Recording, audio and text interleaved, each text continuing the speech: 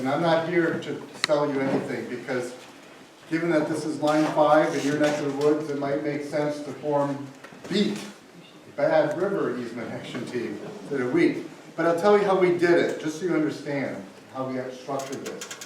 So what we asked landowners to do that became part of WEAT is they paid $100, and the deal was then that if Enbridge approached us, that we then would ask for, I think it was 16 or 1700 more, something like that, to fund Brian's efforts.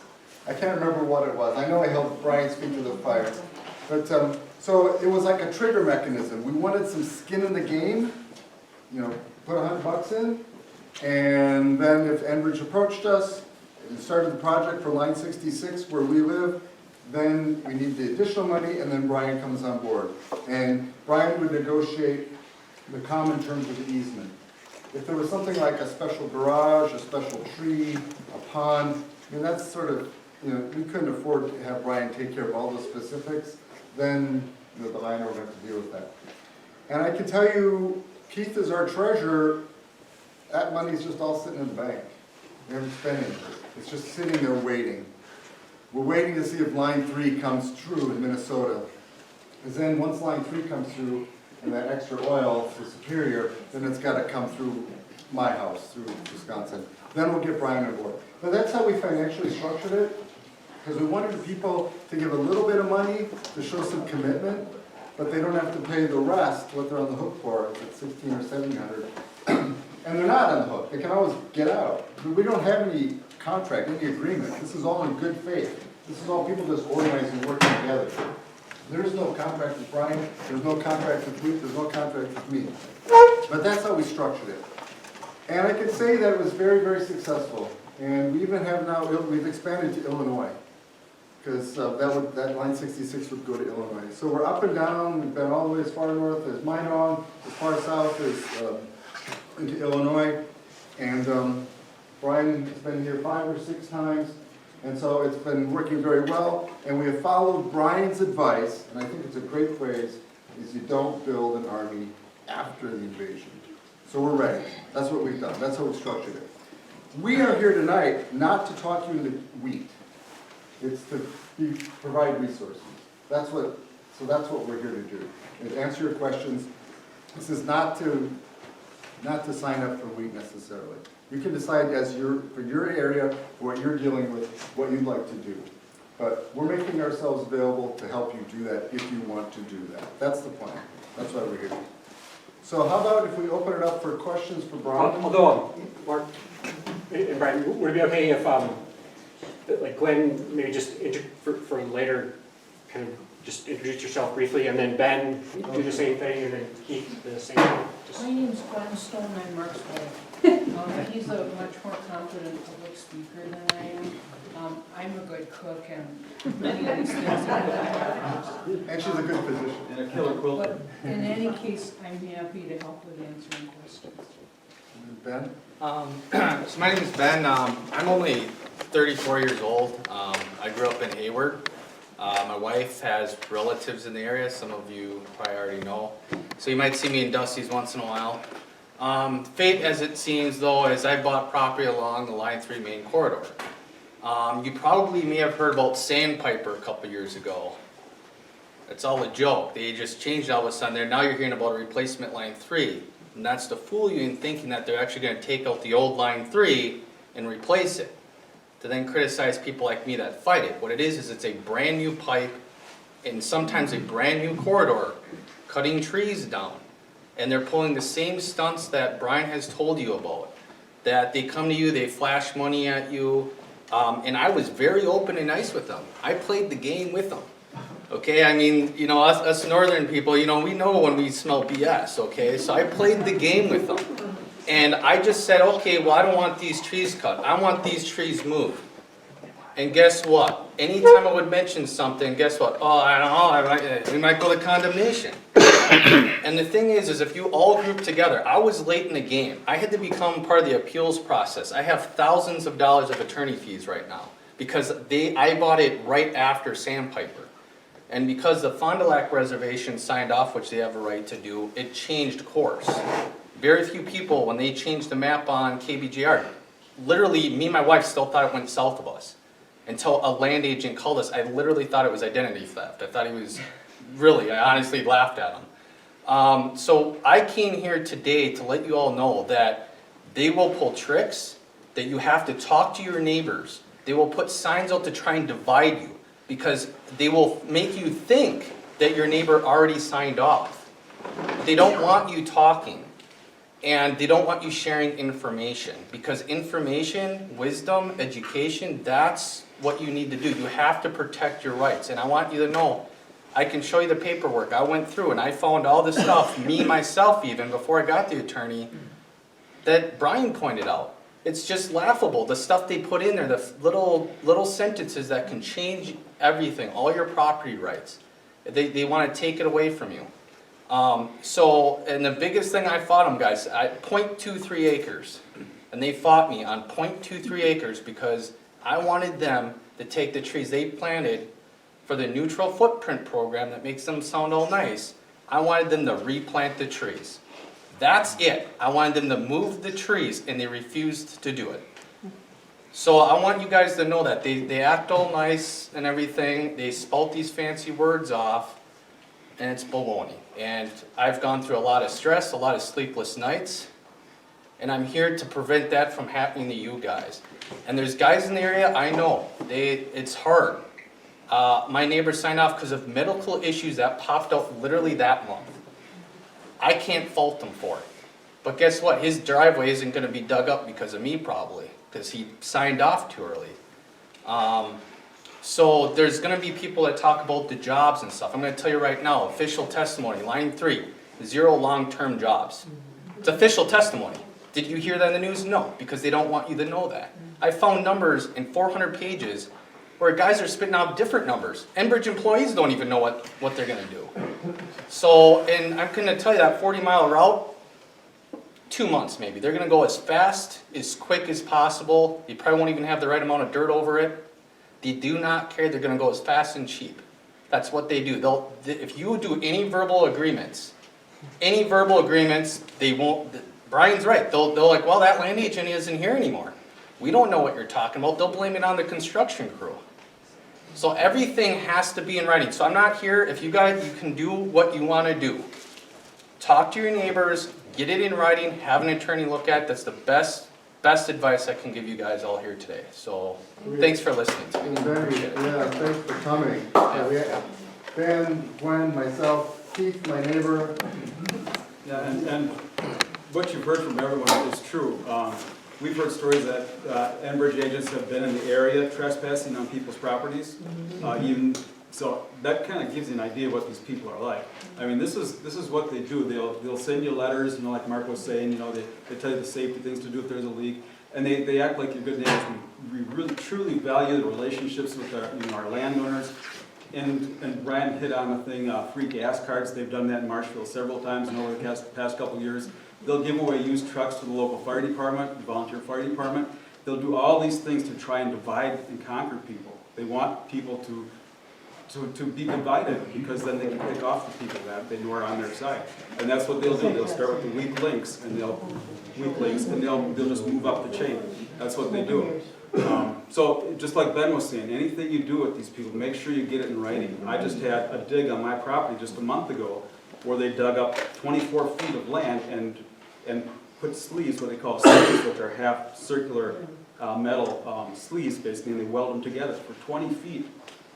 The inspection that they do through the pipe indicated there was a crack or a dent or something, and that's line 6A, that's 51 years old now. So that thing is rusting, it's starting to fail. They're digging constantly in our area, replacing this thing, or fixing this thing, I should say. So everyone can decide what they want to do for themselves. I would strongly encourage you, if not, joining week, you don't have to do that. That's not why we're here, to get everyone to sign before you leave. But definitely get together if you're not going to do that, and band together, and because there's strength in numbers, and that's the only way that you can have any chance of coming out in anywhere in a better condition than you do by yourself.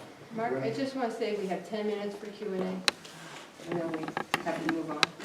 One of the problems with Enbridge is they don't act like we do. They don't think, well, you're a nice person, and I know your grandmother, and that's not the way they operate. And Keith's property, they do what they call integrity digs. And the company that comes doesn't say Enbridge on it. It should say Enbridge pipeline repair, leak repair. It doesn't say that. And so, you're dealing with nasty people. The 10 couldn't pay me enough. I want to make sure, given what Phyllis just said, for questions for Brian. Brian, I represent a township, Morse, which is going through. We don't own any property. They've approached us and met with us. Everything is just exactly like you said. I do have a copy of the easement that they put out there for people. But the question I have is they're going to have to, if they're coming through, they're going to have to cross some of our roads. Yes. What authority do we have to stop them from doing this, or how do we deal with that? Yeah, I'm so glad. In Nebraska, we just got asked by a few counties last week if we would help them on the road haul agreements. So the county has the responsibility to maintain the roads, right? So Well, our township has roads, our county has roads, and the state has roads. different levels, sure. So you can force them, or at least enter into negotiations on road haul agreements where you specify, first of all, at their cost, there's gonna be photos taken ahead of time before the heavy equipment gets out there, right, the before and afters. They're gonna pay for that, they're gonna pay for the after photos. There should be a mechanism for maybe 3 people who are appointed who inspect the damage, again, at their cost.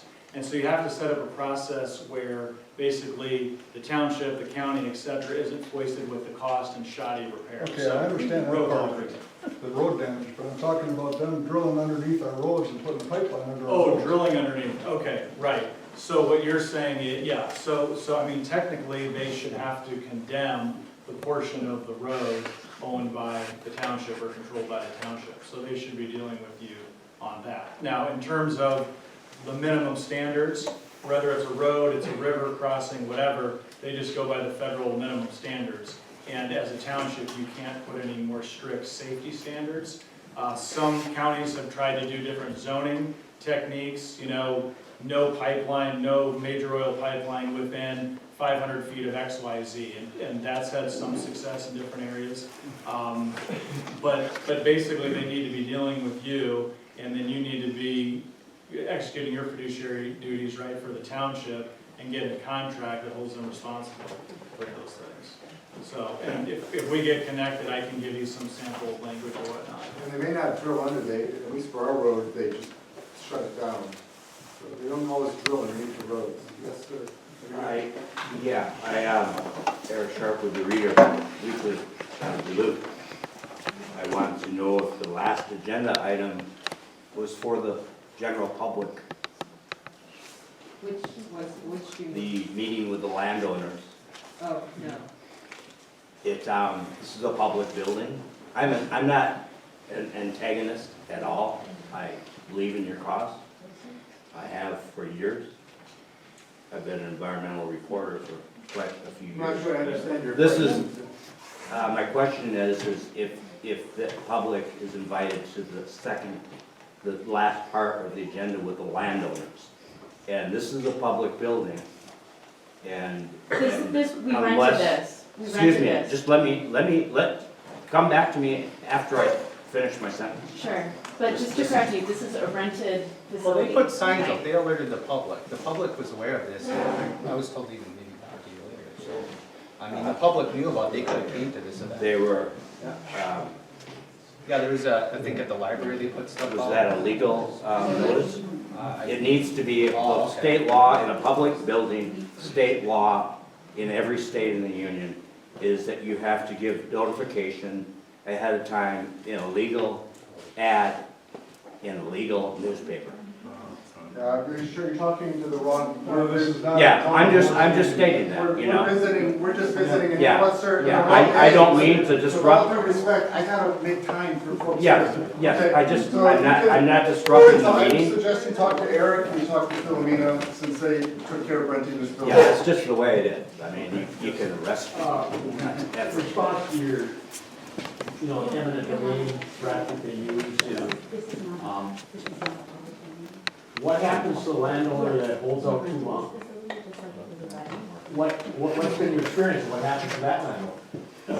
And just help me a little bit with too long, like what kind of. Well, I mean, you say to hold off till the end, and, you know, well, how do we know when the end is? Okay. And then but, I mean, once they decide they're gonna come a certain route, I really feel you're not gonna stop them as an individual. I mean, that's probably why an organization like this is kind of good, but, what happens to that landowner that just gets condemned or whatever legal language you want to use? Yeah, sure. So there is a condemnation process. So if the end of the road is they have all their approvals, all their prerequisites, they're coming through legally, then they have to send you an offer for your land. You do not have to accept it. You can. You can reject it, in which case they'll put it in written form, which is called a jurisdictional offer. You don't have to accept that. If 20 days pass, then what they will do, Enbridge, they will ask that a condemnation commissioners be appointed. In every county, there's people that are condemnation commissioners. They're regular citizens within the county. Smaller counties have 6, larger counties have 12. They sit in panels of 3 typically. Those 3 people would then come up and evaluate how much the easement is worth. They would come up with a number. You then could accept that and be done, or say, you know what, no, I want to go up to circuit court.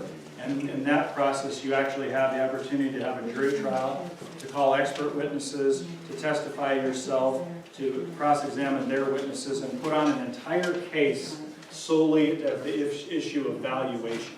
So the end isn't when they condemn and aha, we got you. You still have a year or plus process of the whole court process if you want to go down that route. Now, to be clear, during a condemnation trial, you're only talking about dollars, okay? You unfortunately do not have the legal right to rewrite the agreement. However, again, if you've pushed him that far, it's more likely that they're going to at least wiggle a little bit just to finally be done with you, okay? So you do have legal recourse, and again, just like any case, you have the right to be heard. It's a jury of people in your county that are going to make the decision, and as long as you haven't been a terrible neighbor in your county, you're probably going to end up okay. But anywhere along that process, you could say, hey, I'm ready to negotiate, I want out. So if you are stonewalling them or trying to figure out when is the end, at any moment, if it's right for you just to be done, you can be done. Once you start the court process, you don't have to necessarily go all the way. And so the question is a very good one, but it's so specific to all of the particulars that are going on, your land, your arguments, what's right for your family. It really just depends. I will just say the overarching concept is those who have held out and stood up the most have gotten rewarded the best, simply because they're the biggest nuisance, essentially. They're the biggest pain, and I just want to get rid of this guy. We got this one guy left, right? And he's just a jerk. Well, it's a way that you can ultimately get more, usually. Am I going to sit here and say every single time? No, but almost always, in my experience, those people that have hung on and fought and fought and fought, ultimately, almost always do better. Yes, sir. The tribe has made clear that their involvement in their lawsuit is not for a better settlement. The only settlement they want is for the line to be shut down and removed. They're not interested in Enbridge's money. Right. How can we get representation that's going to establish that precedent? That's what we want, is no line. We're not interested in money. I don't care about money. Sure. I don't want a line. Who's going to do that for us? Yeah, okay. So, number one, what you may understand with the tribes, if it's trust land, which means land held in trust by the federal government for the tribes, no condemnation can occur on any of that native land throughout the whole country. So they have a power that you don't have, right? And that's why they can say, we made a deal years ago, we're not going to renew it, you're out of here, okay? Now, your specific question is, I don't want this pipeline at all, I appreciate everything you said, but I don't want to do with any of this. What I'm telling you is, that's how most of my clients in Nebraska work, but it was still important to set up the organization so when you leave this room tonight, you don't forget who was here. You're connected, you're talking. And so even though the format was neat in Nebraska and what we're doing with Mark and the people in the other part of Wisconsin, even though the concept is to negotiate terms, it is essentially turned into preventing the pipeline, basically. And when it's right for you, or you, or you to maybe sign up, then you can do that, and you can negotiate. And I've had some clients do that, okay? And if you're like, I'm in this to the bitter end, then you're gonna be into the bitter end. It's just that the structure we found worked better as how I've described it. That's not to say that you might find 20 people in here that we're Wisconsin Stop the Pipeline. And that's great, and I'd be happy to talk to you about that. It's just that the structure that we found worked for unifying and bringing more people around the fringes is what I set up. Because we found we had bigger numbers, then they got confidence, and they all started becoming more in lockstep where you are right now. Are you kind of with me on the evolution of the, yeah. And what we've done in Wisconsin is we have 80 feet is enough, and there's other organizations, I don't want the pipeline. So that's 80 feet is enough. We're political. Wheat is our way of getting legal representation. And what happened in Nebraska is, you haven't mentioned Bold, Nebraska. That's true. So the organization that was advocacy political to stop it in Nebraska was called Bold, Nebraska. They've actually gotten beaten now called Bold Alliance. And they helped fund 80 feet is enough. We've had funding from them. So they had the same sort of, we didn't come up with all this. We just copied what was successful in Nebraska. Yeah. What does 80 feet is now?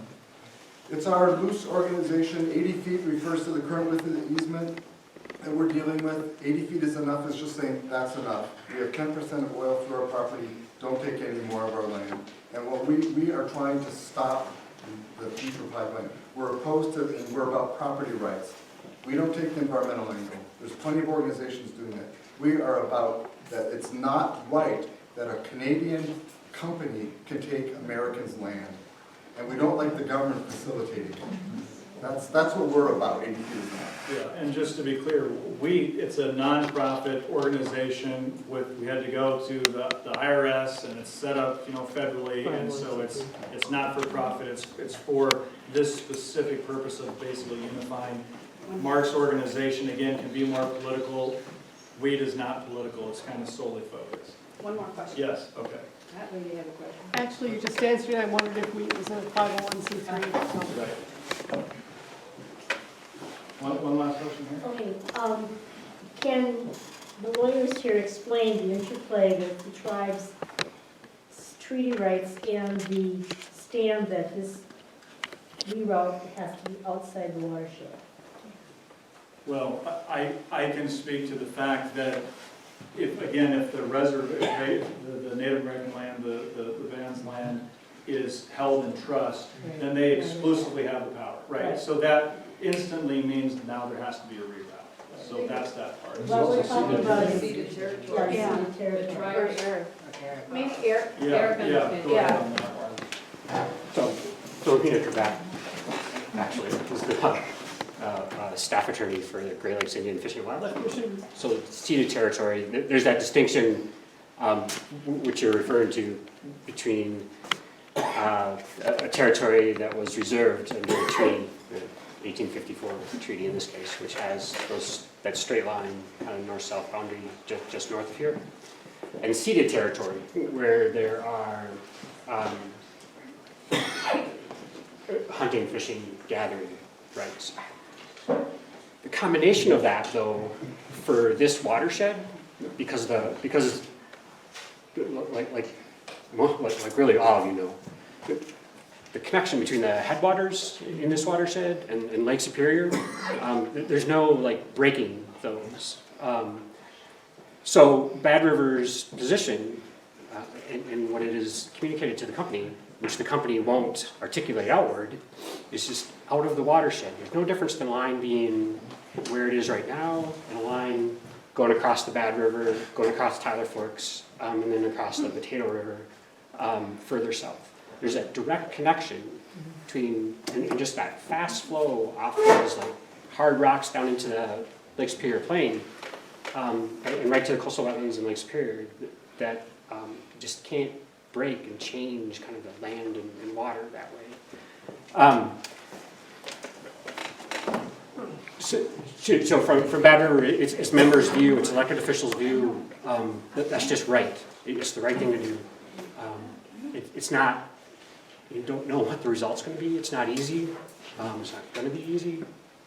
But that there's the, someone other than me was talking, there's a litany of kind of resource protection efforts over the years to try to keep just that natural kind of resilience in the watershed that it's naturally changing just with climate change, and you've seen that again with those high water events the past few years, but it's meant to naturally change, and it'll kind of take care of itself that way. It's these unnatural kind of risks, events that really, it's a place that stuff like that can't be. So that's where Bad River gets the watershed view, and that's been the communication. The company noticed, hasn't said that that that's what Bad River said. But, And that's the latest delayed line 3 appeals process, was the EIS statement was not deemed adequate for the Lake Superior watershed. So you have St. Louis River, you got the Nemaji River, you got the Mississippi, and as any of you know, if you go towards Duluth Superior, you see the lake there, you're like, oh, I'm almost to Duluth, and you pass a sign that says, welcome to the Lake Superior Water Basin. That's a divide. That means anything downhill now is going to the lake. So that's what they have to reevaluate. And I brought that up personally to Enbridge when they were trying to do a UMD event to try and make everything seem okay. And So how about if we just, we take one more public question, and then we're gonna hang out here for a while, so you can talk to Brian or me or Glenn or Keith or Ben individually. Happy to have a conversation. And then we just want to make sure that we give you plenty of time to talk amongst yourself what you'd like to do. And any of us can be easily reached by email or phone or whatever. So any other questions for Brian before we? I just have a question, and this is a challenge that I think all of us here understand very well. United Way did an assessment in Ashland County a couple years back, and 47% of Ashland County is either living in poverty or asset limited, meaning that they're barely able, these are working poor. These are people who are working and they can barely make ends meet. And I see heads nodding. You know what this, it's us, it's our neighbors, okay? And the challenge here, I don't think you're going to find many people who don't agree with the principles of what you're presenting. I think the real challenge is the financing of this. And I'm not saying that people in Marshfield and down the line don't have financial challenges as well, but this is really a poor area. And so it not only means that Enbridge or GTAC or anyone can come in and say, this is money, and we take the money now because we need money. We all know that. But the challenge is going to be figuring out how to, in principle, with what we have as resources financially, buy into this. And I brought up the finances at the end of Brian's talk, just so you know what we did. I'm not saying you have to do that here. And you can talk to Brian about how he might want to structure it if you use Brian. And I completely understand what you're saying. So I'm outside the financial picture. But if I could leave you with one thing, outside, getting the $2,000 or $5,000, are those easement terms. Please. Keith, you brought the things to consider. Is that over there? Yeah, we've got them. We have a handout, 25 things to consider. Just please pay attention to that. Right now for my pipeline, my I-4 pipeline, Enbridge can abandon them, and I'm responsible at that point. They are for perpetuity. It's assignable. They could assign it to China, so it can go to any other company. Those terms are more important than the dollars. They really are. So that's the last message I want to leave you with. And Brian's going to stay here, and the rest of us are going to stay here. So, and help yourself to some food that I think Phil will meet over. Thank you.